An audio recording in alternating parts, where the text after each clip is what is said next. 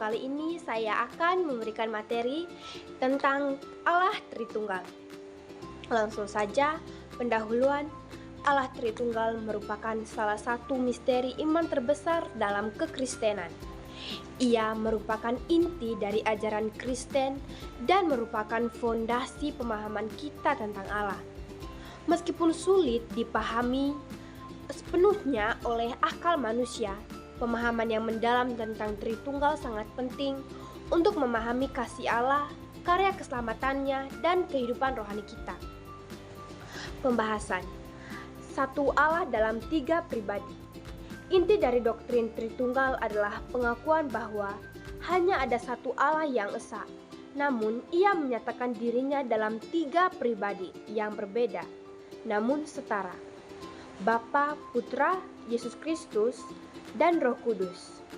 Ketiga pribadi ini bukanlah tiga Allah yang terpisah, melainkan satu substansi ilahi yang tunggal dan abadi.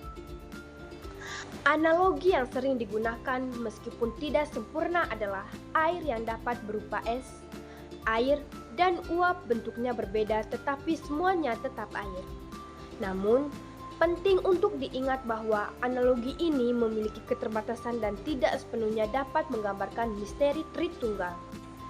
Yang kedua, keilahian setiap pribadi. Setiap pribadi dalam Tritunggal adalah Allah yang sejati dan memiliki sifat-sifat ilahi yang sempurna. Mereka memiliki kuasa, pengetahuan, dan kebesaran yang tak terbatas. Tidak ada perbedaan dalam keilahian antara Bapa, Putra, dan Roh Kudus. Mereka sama-sama kekal, maha kuasa, maha tahu, dan maha baik. Pengakuan akan keilahian setiap pribadi merupakan bagian penting dari doktrin Tritunggal. Yang ketiga, hubungan antar pribadi.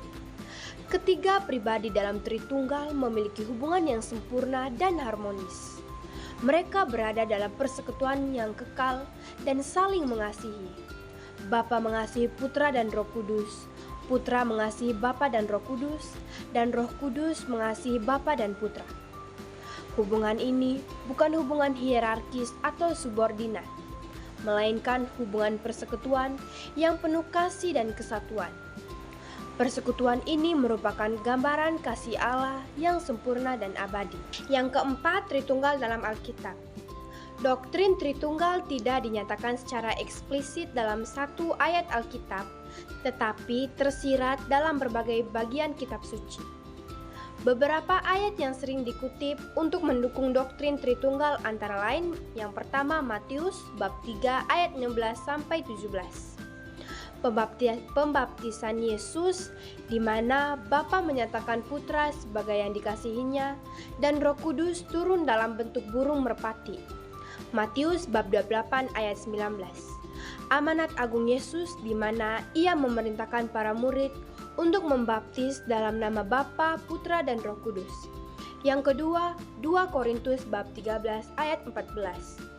Salam penutup Paulus yang menyebutkan kasih karunia Tuhan Yesus Kristus, kasih Allah, dan persekutuan Roh Kudus. Yang ketiga, Wahyu bab 1 ayat 4-5. Pengantar kitab Wahyu yang menyebutkan kasih karunia dan damai sejahtera dari Allah Bapa dan Yesus Kristus serta Roh Kudus. Ayat-ayat ini menunjukkan bahwa Bapa, Putra, dan Roh Kudus adalah pribadi yang berbeda, memiliki kesatuan yang sempurna. Tritunggal dan karya keselamatan. Doktrin Tritunggal sangat penting dalam memahami karya keselamatan Allah. Bapa merencanakan keselamatan, Putra melaksanakan keselamatan melalui kematian dan kebangkitannya, dan Roh Kudus menerapkan keselamatan dalam hati orang percaya. Ketiga pribadi bekerja sama dalam karya keselamatan, menunjukkan kesatuan dan kasih Allah yang sempurna. Yang keenam, Tritunggal dan kehidupan Kristiani. Pemahaman tentang Tritunggal sangat penting untuk kehidupan Kristiani. Ia membentuk cara kita berdoa, beribadah, dan menjalani kehidupan sehari-hari. Kita berdoa kepada Bapa dalam nama Yesus Kristus dengan pimpinan Roh Kudus. Kita mengalami kasih Allah melalui Bapa, pengampunan dosa melalui Putra, dan penghiburan melalui Roh Kudus. Kesimpulannya, Allah Tritunggal merupakan doktrin inti kekristenan yang menyatakan satu Allah yang esa dalam tiga pribadi yang berbeda namun setara. Bapa, Putra atau Yesus Kristus, dan Roh Kudus. Meskipun merupakan misteri yang melampaui pemahaman akal manusia, pemahaman akan Tritunggal penting untuk memahami kasih Allah, karya keselamatannya, dan kehidupan rohani orang percaya.